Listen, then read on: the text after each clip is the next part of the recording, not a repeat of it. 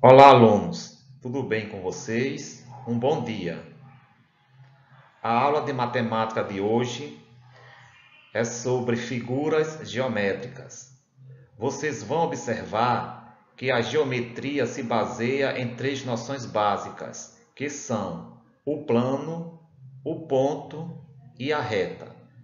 Como também identificar uma reta, semirreta e segmento de reta. Veja a seguir.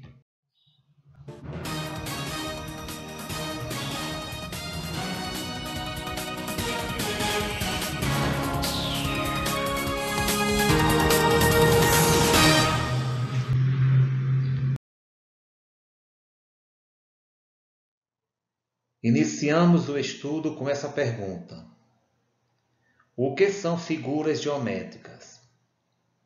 As figuras geométricas, com base no princípio da geometria, são formadas a partir da ideia de superfície e volume, pontos e linhas. Então, a geometria baseia-se em três noções básicas: o plano, o ponto e a reta. Essas noções são aceitas sem definições. Por esse motivo, são chamadas de conceitos primitivos, ou seja, são o modo como compreendemos os elementos matemáticos, que dão base para a construção dos conhecimentos geométricos. O plano. Entenda que o plano é uma figura geométrica que possui duas dimensões, pois tem comprimento e largura infinitos, mas é impossível medir sua profundidade, porque ele não possui. Ou seja, o plano é também um espaço dentro do qual podem ser definidas todas as figuras. Veja o exemplo. O piso de uma quadra poliesportiva nos dá a ideia de um plano. Veja que esse plano tem várias retas. Portanto, o plano é formado por infinitas retas, como essas.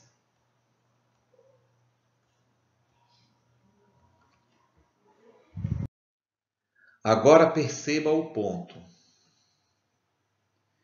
O ponto não possui dimensões, isto é, não tem comprimento e nem largura. Temos a ideia que é, mas não podemos defini-lo. Um pequeno furo feito por um alfinete no papel, por exemplo, nos dá a ideia de um ponto. Nomeamos um ponto por uma letra maiúscula do alfabeto latino. Veja, ponto A, ponto B, ponto C, ponto D, ponto E. Não é possível obter comprimento, largura ou profundidade de um ponto, porque o ponto ele é uma figura geométrica de dimensão zero. Veja como podemos representar outras figuras geométricas: a reta, a semirreta e o segmento de reta. Você sabia que a reta é uma figura geométrica? Portanto, a reta, por sua vez, é uma figura geométrica que tem uma dimensão, pois apresenta comprimento infinito, mas é impossível medir sua largura ou profundidade, pois é uma figura que não possui esses elementos. Observe a representação geométrica de uma reta. O ponto A e o ponto B. As retas normalmente são representadas por uma linha, que às vezes possui setas em suas pontas para indicar a sua direção.